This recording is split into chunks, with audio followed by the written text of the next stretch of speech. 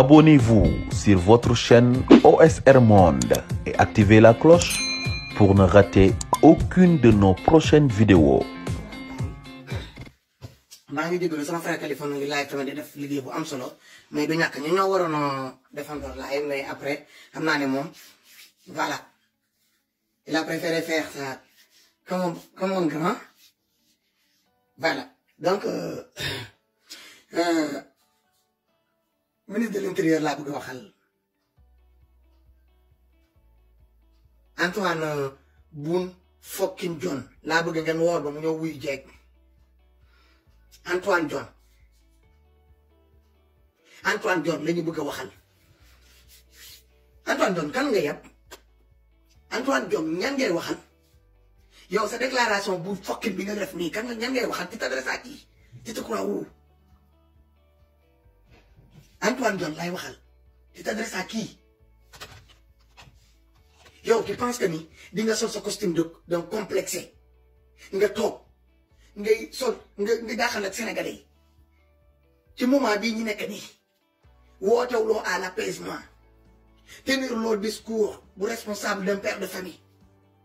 d'un rassembleur d'un apaiseur loolu ñoo nekk fii ngay naan da ngay lancer des menaces koy menacer yow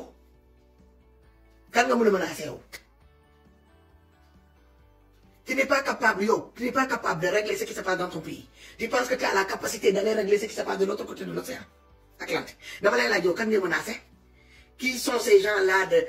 les activistes là ñi ngay viser yow ku la ragal qui sont ces gens-là qui vivent de l'autre côté yow ñi ngay viser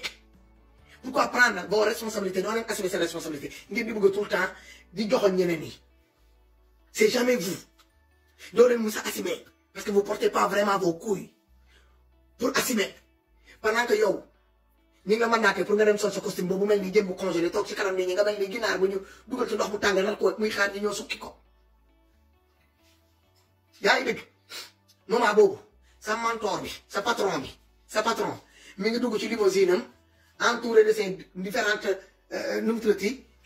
tank blindé yi ñu koy gunge muy doxantu ci biir Ndakaaru muy doxantu muy def la promenade d'un vrai président criminel vagabond inutile médiocre loolu la doon def sànq pendant que yow yaa ngi toog ci fauteuil di ñu distraire avec tes discours de merde yaa ngi dëgg avec ton tenue de complexe infériorité bi nga sol moment boobu sa patron di Macky Sall mi waroon a toog ci sa place boobu mu wax ak sénégalais yi sol yére moo xam jogging lay sol wala t-shirt pantalon polo wala leneen bu wane sénégalais au moins c'est un signe que ni yéen vous compatez yow nga génne yaa ngi jël ay doomi jàmbur moo xam police la gendarme militaire ba ci ay doomi xaraam nervi si nga recruter sànni leen ci kaw Sénégal ci kaw tali yi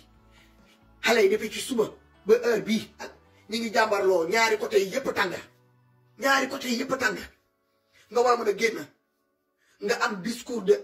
rassembleur discours d'un vrai ministre de l'intérieur parce que président bu fi nekkut yooyu yaa ko remplacé parce que comme mooy président mooy premier ministre troisième position bi yaa ko occupé boo ci jógee ministre des forces armées mooy topp ci yow nga war a mënoon a génn nga wax loo xamante ne que ni ku ko dëgg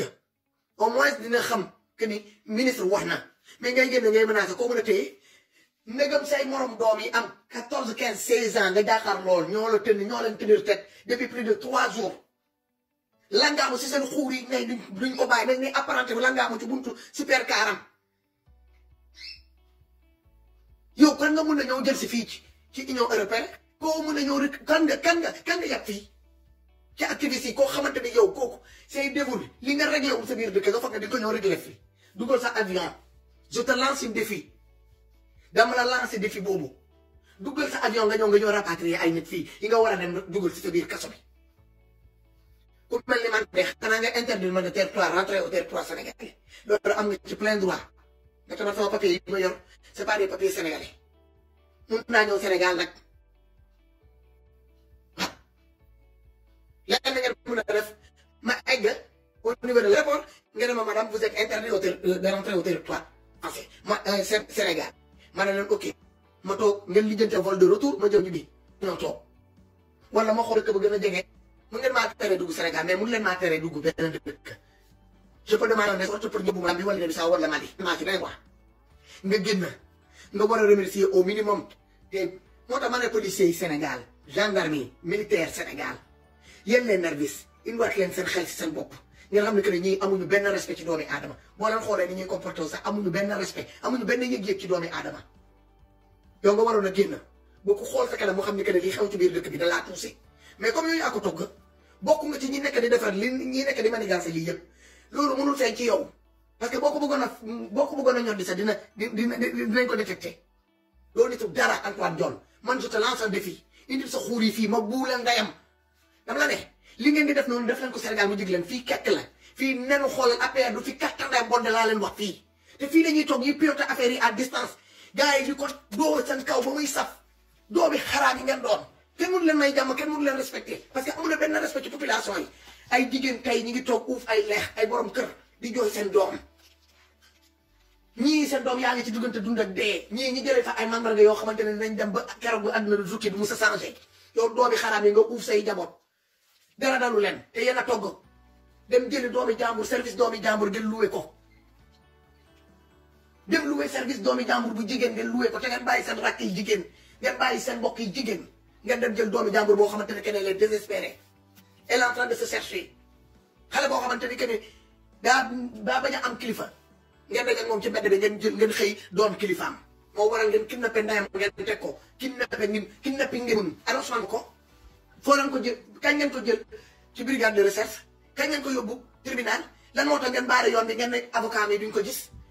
lan ngeen nekk di manigancé yéen a moom ñan pendant que yow yaa ngi jël sa xuur yi lax yooyu mel ni xuuru naar xuuru ba xaru bali yooyu ñuy jëlee Mali xaw ma nu mu tëddee de Canaria indi ko biir Sénégal boobu sa patron mi ngi jëloon ay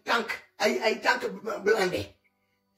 dugg ci biir limousine am bu climatisé muy doxantu biir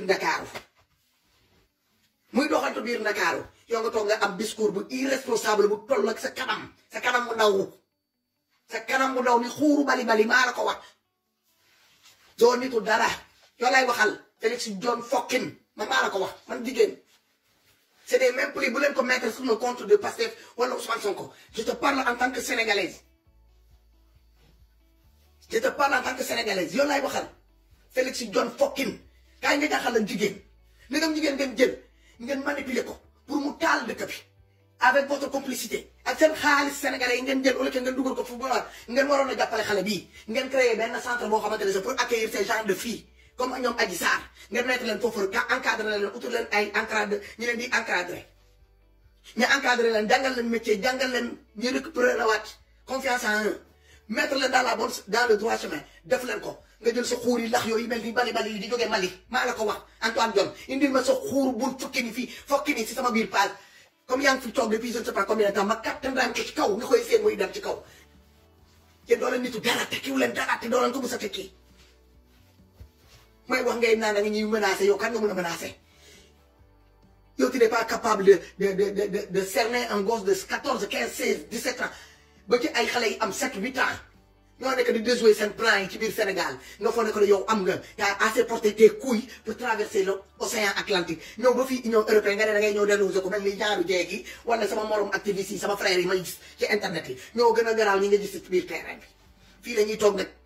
yore suñu lance-pierre di mitrailler seen xuur yi fi ngeen toog ngeen koy dëgg muy fekk di naan tay ratatatata tuy te doo leen ci mun sànde nee naa leen fi kekk la li ngeen di def noonu seen yi jikko yooyu def leen ko Sénégal mu jig leen foofu ngeen di toog ngeen di manipuler di kidnapping di arrêter des gens arbitrairement di leen mettre en prison foofu ngeen koy defee fii yéen dagal juru leen fi kenn utul leen fi kenn extrait de naissance defaral leen kenn carte d'identité defaral leen kenn passeport yéen tamponaw leen visa bi ñu indi biir Europe di jox leen ko kenn bu dee ñi jaar par gaal bi la wala désert bi ñuy dugg si biir Europe du yenn seen di yenn ci dugal seen ñaan bëgg naa gis yéen seen ndey lan la ñuy liggéey biir Sénégal luy waral yéen ngeen am pouvoir bu toll noonu pour mun a ñëw di extrader def leen li ngeen mun couper leen des signaux de différentes plateaux de télé couper leen des différents signaux yi li ngeen di def nii def leen ko Sénégal rek la mun a yem Gambie bu gën a jege sa seen loi bi sax du fa kattandaayam dugg laa leen waxtu ba la ngeen traversé frontière bi bu ko ñëw joué fii pour yow boo toogee si sa fauteuil boobu da ngaa tuuti fauteuil bi sa moo la ëpp bu prochaine fois nekk uti banc bu yem ak sa ak sa jëmmo parce que da ngaa tuuti yaa ngi mel ni xale bu ñu dugal ci berceau da ngaa kattandeem tuuti laa lay wax ni yaa ngi mel ni xoolal golo bi ñu solal camisole yaa ngi tuuti ba ne ñii picc bu ñu dugal ci biir benn jaaru pañe nii yëpp bu beneen yoon tey jëlal tabure bu toll nag sa jëmm nga toog nga wax ak ñun ni nga génnee ni wax ak ñun noonu lay génnee wax ak yow il mérite la façon dont je te parle là yooyu yaay kan dama la ne fii Europe la seen jikko yooyu ngeen di doxal Sénégal ah di jouer les dictatures di kidnapping di sos di fen di njuuj njaaj di tàqal ay doomi góor di leen tilimal ku mel ni Ousmane Sonko ah pour rien que yéen pour vos intérêts et servir l'intérêt des colons qui sont ici confortablement dans leurs différents appartements wala leur maison leur palais yéen a ngi dégg au détriment du peuple sénégalais yéen a ngi dégg moom seen loi yooyu laa ne que fii kekk la du fi kattan nga bonde laa wax dañ koy freiné nen yu balaa muy egg si fii day toj ndeyam ñu nga koy exploser ci njoow ngeen bëgg a ñëw collé bëgg a ñëw traité de terroriste wala de xawma des langues te yéen a togg lépp vous voulez vous débarrasser de vos propres merde pour le clabousser sur les autres de toute façon chia tutal ku donkoon da mu ci kuy ñëwoon kon ci wetam foo leen donkoon da ngeen di bëgg ku ñëw donkoon seen wet boo leen di puuf ngeen da ngeen di bëgg am dëkkandoor voisin ngeen di uti ci li ngeen di def mun leen def yéen kenn parce que vous portez pas bien vos couilles vous n'arrivez pas à assumer yow nga jël ay doomi jàmbur ñoo xamante ni que ils ont juré de protéger les Sénégalais et les biens te ils sont éteignés de fatigue depuis dëmb am na ay soldats yoo xamante ne que ne dëmb la ñu gëj a lekk ils sont sur le terrain ils sont tellement fatigués tu le vois da ngay gis ñiy daw xale yi di leen daqee ñiy daw ngay toog fi nga toog ngay gis image yi parce que yow on t'a récupéré cette partie vient tout d'un seul coup ñu jël la raxas la ba nga set dugal la dans notre palais là def le ministre des affaires le ministre de l'intérieur tu te crois tout permis tu peux venir comme ça un gosse de rien du tout même pas 45 ans tu vas venir chier sur la tête des gens fii di nga fi fekkee ñi nga xamante ne ñoo la gën a bejjaaw kattandaay bejjaaw ci bopp kattandaay bejjaaw ci biir tubéy ñu toog fii di la xaar dàq leen nag li ngeen di def nii te dugguñu ci gouvernement fii loo leen fi joxoon ñii ñi kattandaay aji ko loo leen fi joxoon ci kaw ay xale yu ndaw ñooy yéeg ñi dem kattandaay wàccee ko teg ko ci suuf waaye force dox leen ko ngeen lekk vous êtes servi depuis plus de 3 jours tout vous dépasse lépp leen échappé waxoon nañ leen ko depuis ci jëlbeen bi ñi ne leen bàyyi leen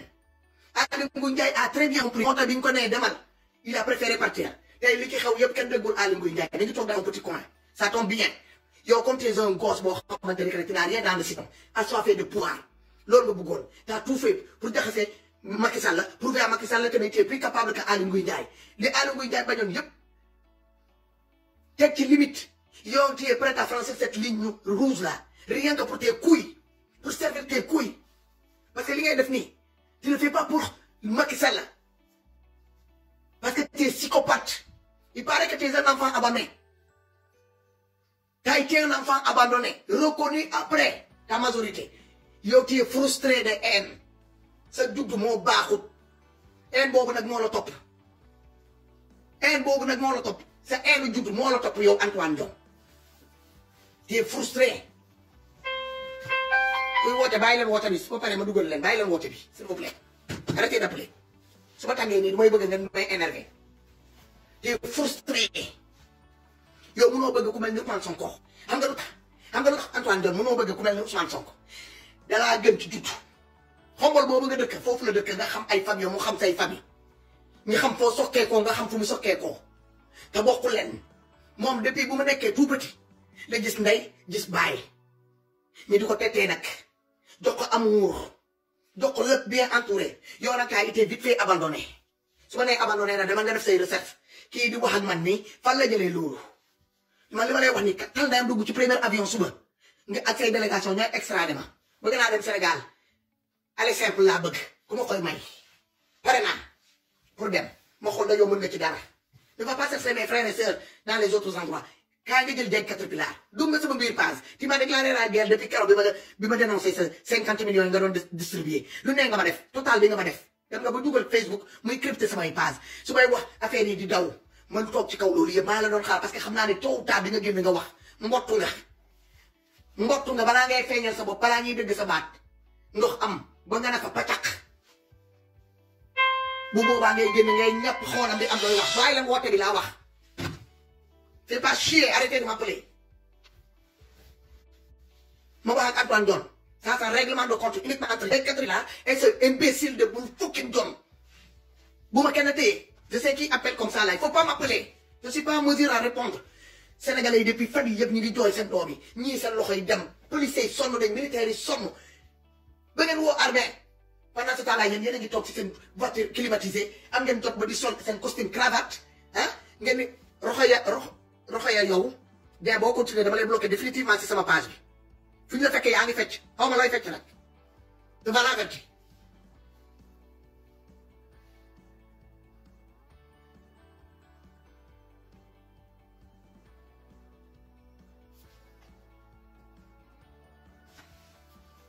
Donc nga génn man ma foog ne da ngay ñëw nga en premier temps boo musuta am doom bu dee am nga mbokk bu doomam dee fekk ñëw nga gis ko ci état bu mu nekk nga xam ne dee moom métti parce que ku dem kooku amul kenn ku ko mën a remplacer waat ci kaw suuf surtout ay xale yoo xamante ni que ne bàyyi ñu fi dara bàyyi ñu dara dañoo motaluñu dara bañ fiy bàyyi dara ñu ngi soog a judd bàyyi ñu fi dara du doom boo xamante ne bu rombee ñu ne doomu diw la de dem si yàlla diw bàyyi ñu fi dara ñoom dem nañu daal bàyyi ñu fi dara bàyyi ñu fi dara lañ fi bàyyi façon dee boobu xam nga ko dee sax nga bàyyi benn doom wala ñaari doom sax au moins dañuy naan bàyyi na fi ay hérité bu ñu rombee nii ñu fàttali mais yow boo demee bàyyoo fi doom bàyyoo jabar bàyyoo dara dañ lay fàtte dañ lay gaaw fàtte ngeen jël avenir doomi jàmbur yi naka saayee ko nii ngir lan la seen bëgg-bëgg bopp ngir lan la xiif bi ngeen xiif ci nguur te li ngeen jot a vité yëpp man loolu seen ñàkk bañ a doylu bi seen xiif bi ngeen àndal ci nguur xiif nguur bi ngeen xiif man loolu laa bëgg xam foo leen ko teg ak loo leen ci nar yéen a moom sénégalais yi vous croyez tout permis dama la ne fii kekk la actuellement nii ci kekk ngeen nekk seen nenu APR yooyu ngeen yore du fi kattande mbond laa wax xanaa wax day fekk waxtuñu sa waxu Ousmane parce que xam nañ ne que ne Ousmane Sonko da ngeen di sonn rek waaye yàgg-yàgg da ngeen koy delloo c'est suuf Ousmane Sonko di ngeen ñu ko delloo même benn karawam kenn du ko laal xam ngeen loolu suy noonu du leen jig téye leen ko ba waxtu bu leen neex ba di ngeen ko delloo population sénégalaise parce que du yéen a koy décider sénégalais yi ñooy décider ñun ñoo yor dernier mot nous revient de droit on vous l'a prouvé depuis combien de jours ñu ngeen koy won ne leen nekk ne fii du jàll c'est nous qui ont le dernier mot ni ñu amoon dernier mot en 2012 ba fal Macky Sall noonu la ñu amee benn dernier mot fii fu mu toll nii ci jamono yi ñu nekk nii dernier mot nous revient de droit pour ñu won la nekk ni limite bi fu mu nekk vous avez dépassé les limites vous êtes parti de l'autre côté de la frontière da leen di indiwaat dëkk boo gis dafa am nañu koy nattee sinon il y aura pas de frontières. Pourquoi dépasser les frontières? C'est vous qui avez dépassé les frontières. Ressaisissez-vous, réparez cette erreur. Arrêtez que vous avez tort. Tout ça là, c'est juste de la masra. Essuyez. Acceptez cette défaite. Mais comme vous avez promis à votre patron, vous les patrons là, vous allez arriver jusqu'au bout. Vous êtes capable. Il faut que vous prouvez à Macky Sall que vous êtes dans le échec. Monsieur le ministre, même pas 6 mois, cela veut dire que yo, il nommé le ministre de l'Intérieur à même pas l'espace de 6 mois. Aly Ngouille Ndiaye de toog na fii ba mu jógee fii Ndiou Ndiaye na suñu élection yi mais bal takkut kenn génnul ci tali bi ma ne la picc sa sabut déggoo benn kii baatu picc ci kaw bu naaw ñu woote sérénité ñëpp génn dellu seen kër ñu dem xanaa kooku wërsëg kooku sax bu mu àndal àndoor du wërsëg sàcc boobu moo la gën yow sa rawaan yi ñoo baaxut yow sa rawaan moo baaxut rawaanu kañ nga yor yow da ngay roñ rawaan ba daa moo baaxut sa rawaan yi la àndal ñoo baaxut sa mbindum kanam sa boo ko xoolee nga xam ne ci kanam mbindum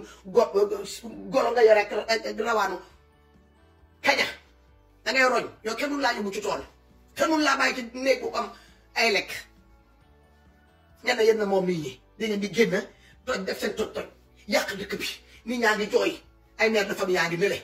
ak ay famille lëma di jooy seen doom yi mu lenn que ni seen doom yi tëdd nii du amati beneen doom bu koy remplacer amatul beneen doom bu ko mën a remplacer ngeen waroon a génn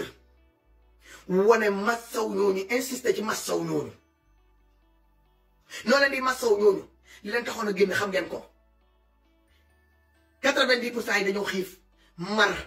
rafle ñàkk bañ a am ci lu ñuy jàpp ñoo leen tax a génn boole ci seen bëgg ñu bëgg changement bi jël ko wéer ko ci Ousmane Sonko yaakaar ko ngeen bëgg leen tasaat encore seen yaakaar frustration bi ngeen déclenché ci peuple sénégalais te ñu ko doon dund depuis 8 ans ñu toog di ko muñ moom ngeen déclenché ci affaire de Ousmane Sonko yéen yéen a dem tituer le peuple sénégalais yéen a dem pousser bouchon bi ba fu mu war tey yam ngeen jéggi dama ne ligne rouge bi yéen a ko français peuple bi dañoo yàgg wax ak yéen ñu ne leen bu leen def lii yéen a ngi ci internet bi yéen a ngi koy gis nit ñi di leen ko bindal yéen a ngi koy gis ci ay commentaires yéen a ngi koy gis dans des différentes lives ngeen ne non loolu du mën a jàll parce que yéen ay décidé yéen ay décidé vous voulez décider au pays et en dehors du pays da ngeen bëgg a contrôler lépp mu jaral leen ngeen génne des moyens je ne sais pas de combien de millions pour le donner à Facebook nga xamante ne kooku daa suur dem ba tey soog a ñëw pour rien que pour nous faire taire mais Facebook xam na ni que ni moom amul yan liberté bi ngeen am di def lu leen neex Facebook amul liberté boobu du ko ñeme sax yéen li ngeen ñeme nii Facebook ñemewu ko leneen la mën a def di crypter suñuy page di ñu interdit de def live wala waree ba di ñu ko leen ay motifs loolu mun na koo def te Facebook saa bu la tëjee buntu mun nga ubbi palanteer nga jaar foofu dem sa yoon.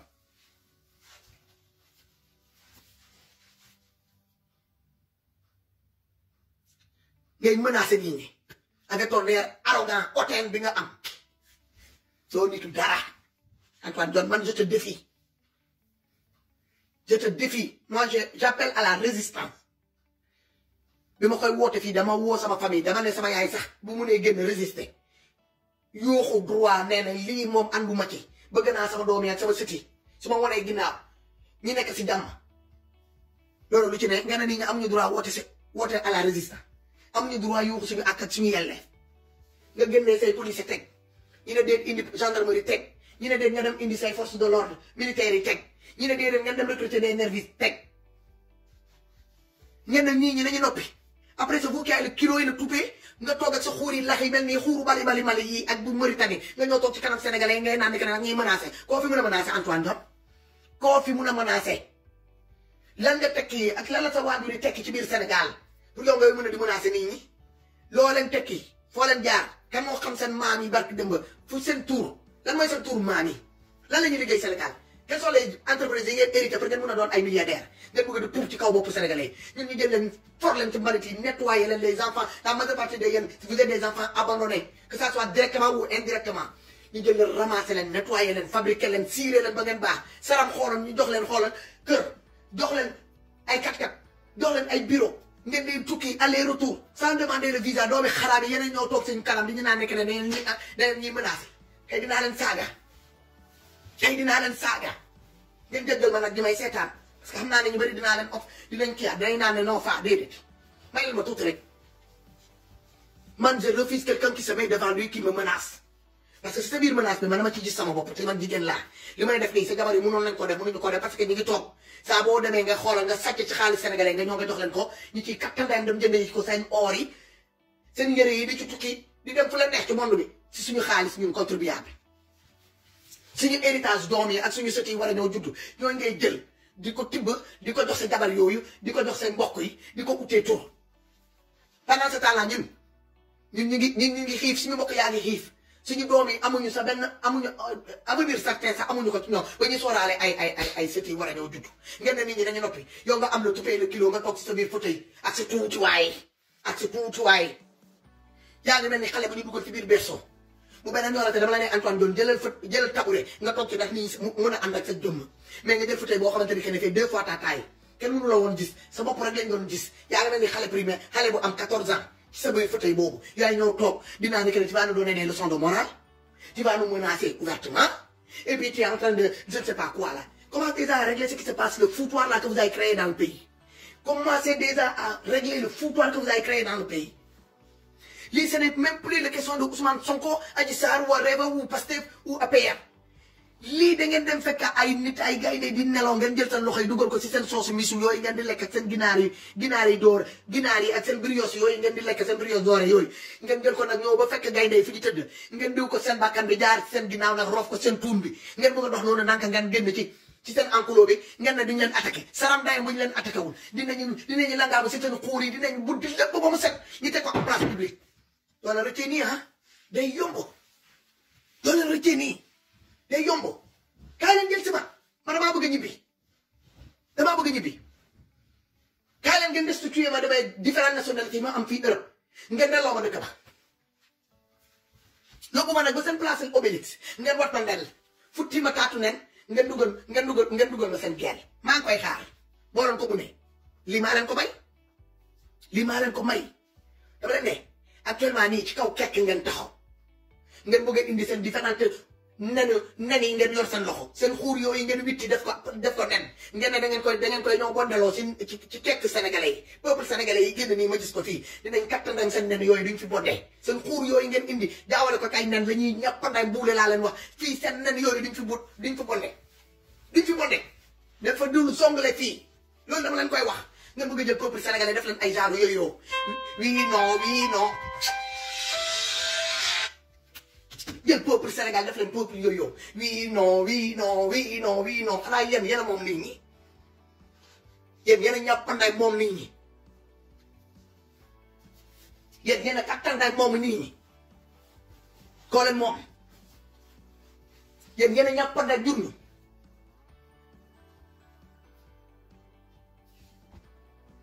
fa leen nga sama xaaral ma téegal sa ndey ci biti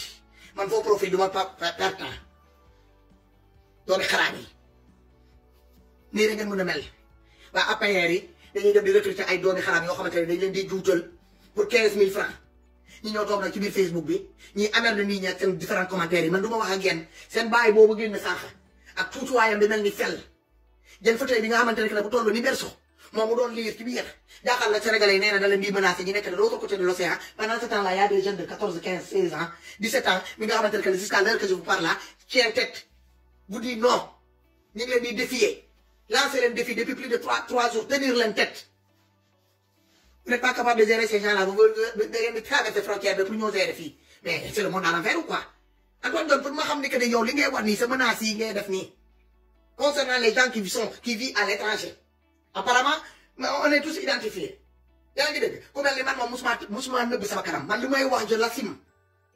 sama démocratie dëkk fi ma toog nii ma toog fii fi ma daaj Antoine Diome gis nga sama tumbu rëy bi fi ma ko teg nii ci salon bi ma toog nii fii démocratie moo fiy dox fii démocratie moo fiy dox liberté d'expression moo fiy dox fii dictateur kat fi ndayam di xam naa la sax romb ci buntu kër gi ba muy naan day dugg si ci biir kër gi ba muy ñoo toog ci biir salon bi fii liberté free dégg nga ma de liberté d'expression moo fi am ak démocratie nga xam nag ak yelleef doomi aadama boo feebaree da ngay faju boo xiifee nga lekk boo amul ñoom ñoo la koy jox bu sa doom yi boo feebaree ñoom ñoo lay faj boo mun lay faj sa bopp ñoom ñoo lay faj boo bëggee tukki nga dem ci mairie bi nañ la jox ay bons yoo xamante ne que tu peux prendre le bus wala nga jël le train aller retour te kenn du la laaj ñaar dërëm à la clé boo amul looy fajoo dinañ la jël en charge à 100% nga xiif munoo lekk boo demee mairie ñu jox la des bons boo xamante ne que da koy duggee ci dans les différents supermarket nga dem jël li la fa neex en valeur de liñ la jox yéen loo leen am vous mettez quoi à la disposition du peuple sénégalais bi nga ñëwee ba léegi t'as mis quoi en place bi nga ñëwee ba léegi yow t'as mis quoi en place tu te fous de qui la santé da nga ko avancé loo lekk bu suur da nga ko jox sénégalais naan ndox bu baax bi da nga ko jox sénégalais les enfants là les étudiants là da nga leen améliorer seen quotidien les travailleurs là les médecins là les différentes nu mu tuddati salariés là moo xam ci wàllu santé bi moo xam ci wàllu bu mu munti doon kan moo gis boppam ci seen gouvernement bi même ces policiers là les gendarmes là yi ngeen recruter pauvres policiers pauvres gendarmes pauvres militaires même ces doomi xaraam de nervis là yi ngeen dem recruter dans les différentes banlieues là ñoo jël leen dugal leen ci biir manifestation bi pour ñuy dal ci kaw seen morom seen population sénégalais yi même ñooñu sax en dehors de ces 15000 francs là par jour loolu leen defal ñooñu dans un pays normal boo xamante ne que les dirigeants ils ont leur faculté mentale intacte ils sont pas c'est pas un gouvernement médiocre pourtant ñooñu dañuy seen dëkk bi dañ koy defar dañuy xam lan mooy priorité bi santé bi dañuy jël jiital yaa ngi dëgg éducation bi topp ci ndox courant emploi daal di ci topp yéen loolu yëpp ku dem xool si seen tableau loolu bokk ci xam nga lan ngeen xam ay xawaare intimidation jaay doole di puukare rëy gàtt rëy lammiñ loolu ngeen mën ak sàcc ak fen sos te loolu ngeen ci loolu ngeen ki mu ne naa bloqué kan Souleye Ndiaye ma bloqué Souleye Ndiaye xaaral ma xool parce que comme kale yi ngi laay beneen côté bi te bii su xam naa ne dafa dem liggéey alors là je peux pas appeler tout le monde mënuma nelaw Souleye Ndiaye dama lay bloqué naa la bloqué naa ko dégg ngeen di fen di sos di inventé di créer atmosphère bu mel nii guérilla urbaine ngeen def jël les autres sénégalais de l'autre côté tegi pousse leen pour ñu doorante ak les autres sénégalais de l'autre côté pour ne que ni voilà Sénégal lii la fa nekkee yéen ngeen am gain de cause da ngeen bëgg a dem ngeen bëgg français yi ñoo toog français bu fi dugg xonq nopp bu fi dugg ci avion li xew ñoom Mali Libye ak yeneen dëkk yi français bu fi dugg déjà yéen a ngi jël armée français teg ko ci biir dëkk sans raison sans le consentement du peuple sénégalais ngeen waroon koo jaarale par l'Assemblée nationale les dignes députés qui travaillent pour le peuple décider avec le consentement des Sénégalais fekk def nañ seen micro-trottoir yi def seen sondage laaj est-ce que les Sénégalais vous êtes d'accord pour que l'armée française vienne s'installer au Sénégal parce que ñun amuñu boobu problème bi ñu am Sénégal ba armée française di ñëw di fa am ay base te ñun amuñu armée Sénégal amu fi base ci biir Sénégal ci biir France fii ngeen bàyyi leen ñu toog vous avez décidé sans demander le consentement de vous. C'est le peuple qui vous met dans la place là où vous êtes là. Mais quand vous agissez, vous ne demandez pas la permission du peuple. Vous agissez comme si yen est mon peuple. C'est les peuples qui vous ont nommé. Yen est mon ligne. Yen c'est un croyant, il est ni wala la la. Yen est mon ligne. Quand on fait 4 ans de jours, ni génn ci mbedd bi yëpp du kenn koo xamante ne seen deret la ñuy jógee doomu jàmbur rek ñoo génn. Ces 16 millions d'habitants là yi ngeen di inférieur yi ngeen di jël ngeen teg leen des niveaux bas ñoom la seen doom yi génn seen sët yi génn seen jarbaat yi génn seen neveu yi génn ces jeunes là ñi ngeen di gis est-ce que vous avez vu les tranches d'âge qui sont sortis là c'est même pas la quarantaine hein c'est à partir de 7-8 ans tranche d'âge bu ci gën a bëri peut-être des 34 maximum moins de 40 ans ñoo gën a wane seen bopp ñii ñooy croissance dëkk bi. C'est à travers de ces gens-là qu'on peut parler de croissance. Nous ñoo war a ñoo jël relais bi suba du ñun ñii ñoo war a ñoo jël relais bi ñoom ñoo ne que ne il est temps que ngeen delloo leen ñoom li ñu moom ngeen déglu leen ngeen xam loolu xale yi di wax ak yéen ngeen waroon a xool premier jour de manifestation ngeen xool image yi def zoom xëcc image yi ba mu egg si yéen ngeen xool les enfants là ngeen laajte ces enfants là quel âge bi ngeen xool xale yi ngeen rey. Le tranche d'âge bi ñu am ay 16-17 ans ngay dëkk 16-17 ans 20 ans ngeen waroon na ne ni que ne ah ñi ñoo waroon a jël relais peut-être qu'il fait partie parmi ces enfants là qui sont morts peut-être qu'il y avait un futur président parmi ces enfants là peut-être qu'il y avait un futur premier ministre parmi ces enfants là ou bien un ministre de l'intérieur parmi ces enfants morts loolu yëpp seen xel damu ci yéen a ngi jël seen doom yi instant bii ku yóbbul sa doom Mauritanie yóbbu nga ko Gambie wala nga yóbbu ko Guinée-Bissau yéen ngeen toog. Yéen ngeen toog ngeen ne ma bloqué Mokhtar ban Mokhtar la xaaral ma xool xaar leen ma xool je travaille seul mun ma di waa en même temps dinaa damay bloqué xaar leen ma xool ban Mokhtar la gisuma ko affaire bi daa yéeg vite fait peut-être dina kiyaat c'est quoi ce problème Antoine ñun koo yab yow koo yab yow bu dee yow tu es payé pour faire du sale boulot ñun kenn fayu ñun te ñu ngi dox ñun suñu diggante ak yàlla la ñu xool suñu diggante ak yàlla la ñu xool koo yab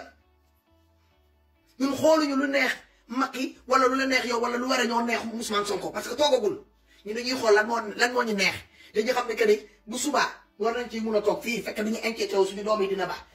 kan moo bëgg a dee nga bàyyi sa doom ci yenn situation yi kan moo bëgg a dund ba nga dee nga nar a dem mu leer rek un jour di nga fi jóge non seulement la angoisse pendant que yow tu es vivant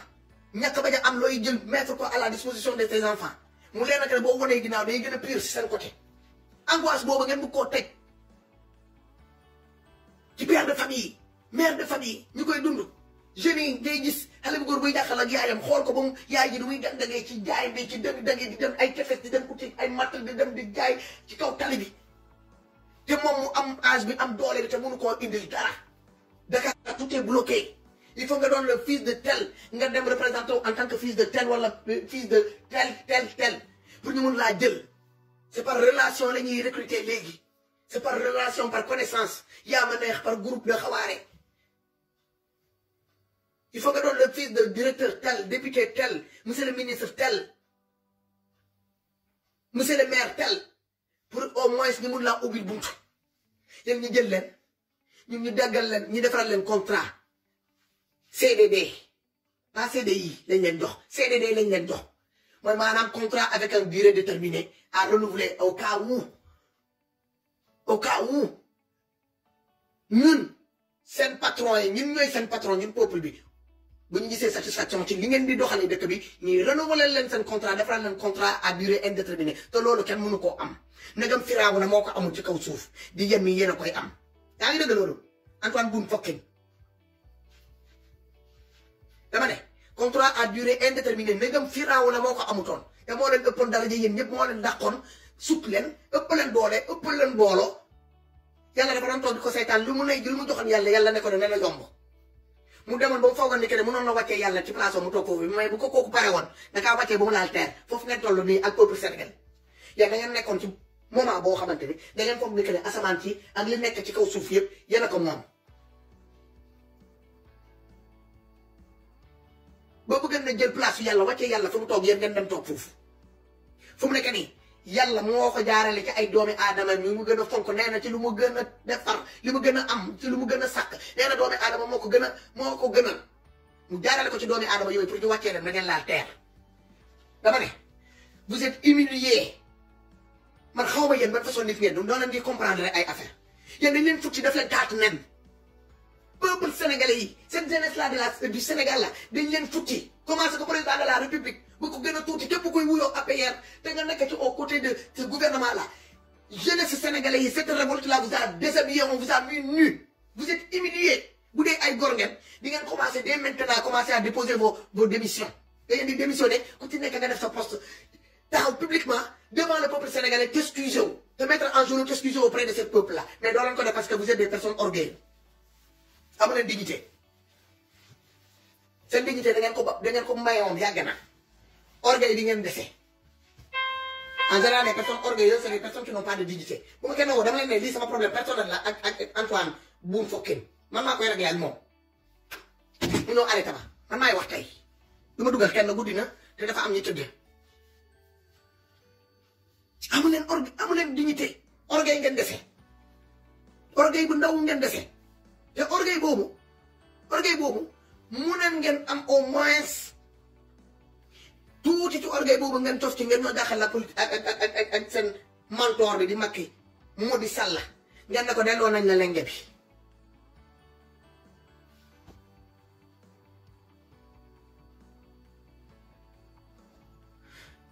Mactar an nga ne duma la gis sa nday man xanaa xamoon ne sama bët bi moo gën a baax sa doobi xaraam yeneen naa ko nga ne duma la gis ñett naa sa nday ci biti dama tuuti beneen foo ko nga ñëw yéen amu leen dignité seen dignité mayee ngeen ko yàgg na orgueil ngeen dese yéen da ngeen waroon a démissionner parce que moi je dis bravo à mes frères et sœurs ces martyrs là qui sont tombés au front je dis bravo à tous ces frères à tous mes frères là sama doom yi sama jarbaat yi sama maasu doom yi sama maasu jarbaat yi moo xam sama famille ak ñi dëkkandoor yi xarit yi partout je vous dis bravo vous êtes les véritables héros yéen ay véritables policiers yi ak gendarmes ak militaires yi yéen ay véritables combattants sénégalais c'est pas ces forces de l'ordre là habillés en tenue militaire wala gendarme wala policier ñoom ñooy non c'est vous qui a rétabli l'ordre yéen peuple bi yéen bas peuple yi ñi doon xeeb parce que tous ces corps militaires là viennent des bas peuples doo gis doomu ministre sol tenue doo gis doomu président sol tenue doo gis doomu député sol tenue du ñu dem dans des écoles là du quartier xaaral ma bloqué leen ñii di fecc yëpp laay bloqué fi dugg ngay fecc ma bloqué la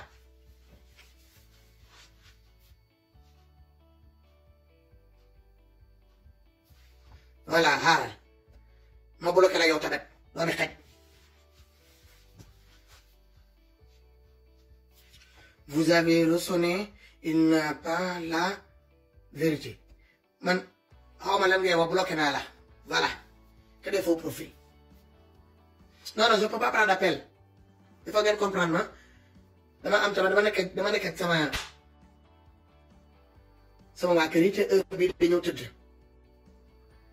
lii dama leen ne sama moom combat personnel bu may régler maag bum fokkin bu may laaj peut-être suba mun naa leen dugal mais guddi bi dafa guddi sonnerie bi tout le temps am na ay tëdd te jëkkër nawle la doom nawle la tëdd nañ te ne pas déranger leur sommeil déjà li may wax nii sax war ma ko def parce que l'heure là n'est pas l'heure à partir de 22h ñu fii waroo di def bruit mais c'est commencé sama dëkkandoor yi xam nañ que ni maa ci croix bu garaaw ñoom sa yëg ko sama jëkkër xam ko bi ma ko wanee image yi yónnee ko déjà avant muy ñibbisi dafa il était sidéré mun koo gëm sànq bu mu ñëwee encore mu gis affaire yi mu ne ma non c'est pas possible may seetaan ak moom direct ci tablette bi lañ ko teg fii ñu koy seetaan en direct bu seega mu ne ma coupe ça ma daal di ko génnee lii c'est mon combat personnel parce que ce batteur chien là est sorti de sa marigot là pour venir s'installer sur un fauteuil. Il se permet de menacer les gens ouvertement parce qu'il se prend pour un ministre de l'Intérieur. Maman ni dou, tout le monde l'a dit, maman est décidé, non sort. Quelqu'un qui n'est pas capable de décider de raisonner des jeunes de 16, 17 ans dans son propre pays. Un ministre de l'Intérieur qui ordonne la police, la gendarmerie et les militaires de tirer sur des gamins de 15, 16, 17 ans qui sont sortis pour manifester et réclamer leurs droits. C'est pas ce ministre-là qui va venir traverser tout l'océan là pour s'atterrir ici en Europe, pour venir destituer des honnêtes citoyens de leur nationalité pour les déporter de l'autre côté. Il veut nous coller des motifs de soi-disant qu'on est des terroristes. Tu penses que vous pouvez s'asseoir là-bas au Sénégal, là, à plus de 6000 km là, coller les gens, prenez les gens, l'image des gens, envoyez ça dans les différentes, je ne sais pas où, ministères, pour leur coller le nom terroriste. Tu penses que les Blancs, c'est des imbéciles, c'est des chiffonniers comme vous. Il y a rien que le Toubabi, c'est des chiffonniers, c'est des bandes de lâches comme vous. Vous croyez que les Blancs qui sont ici, là, ces pays-là, c'est des pays enculés comme vos pays là-bas. Là. Ils n'ont pas de fouf. Ils n'ont pas de frontière. Frontière Sénégal, Gambie, ça va. Ils n'ont pas de Sénégal, Gambie, nous n'avons pas de li ngeen di def nii actuellement bi Sénégal boo leen ko jëlee sax ngeen jëmale ko ci frontière bi nga xamante ne mooy Guinée Bissau dinañu mokk boo maamee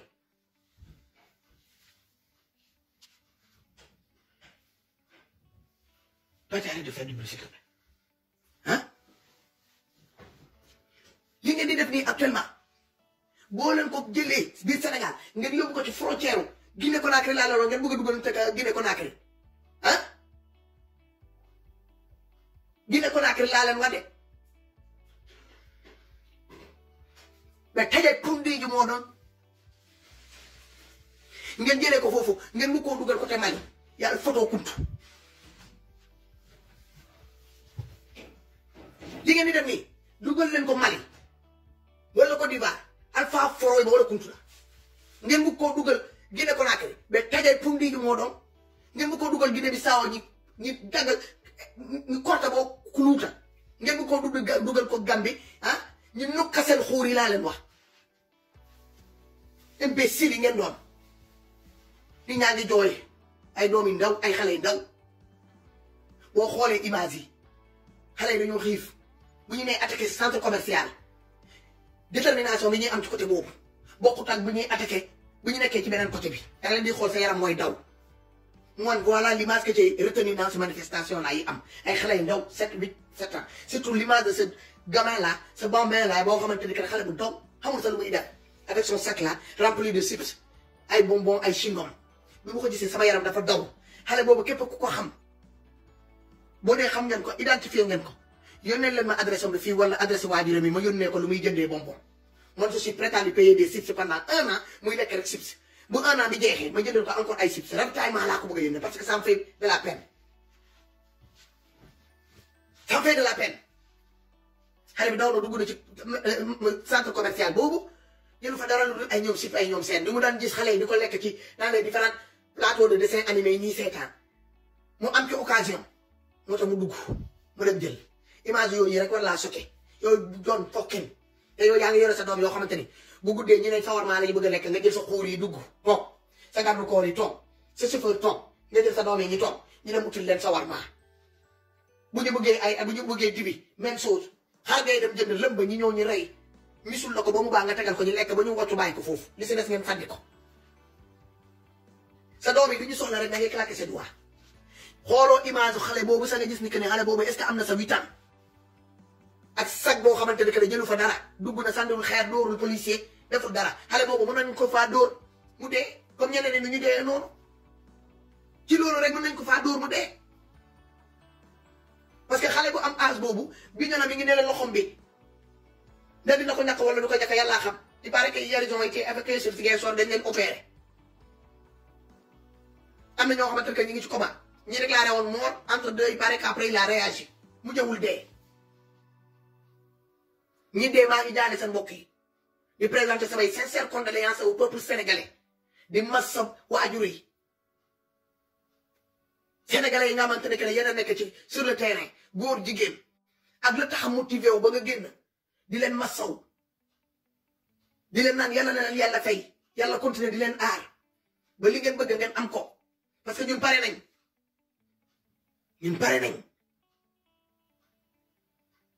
man li may toog fii yëpp li may def fii yëpp c'est pour yéen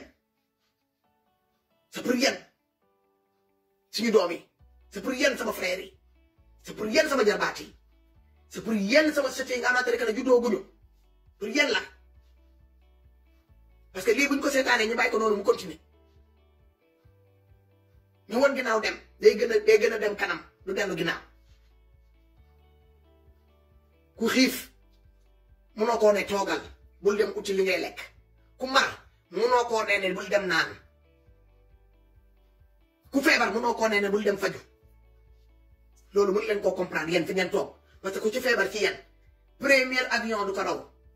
indi la xuura bi ñu ñëw ñu faj ko fii ba mu wér nga ñëw tëdd tubaab yi expliqué moo ñoo leen di consulter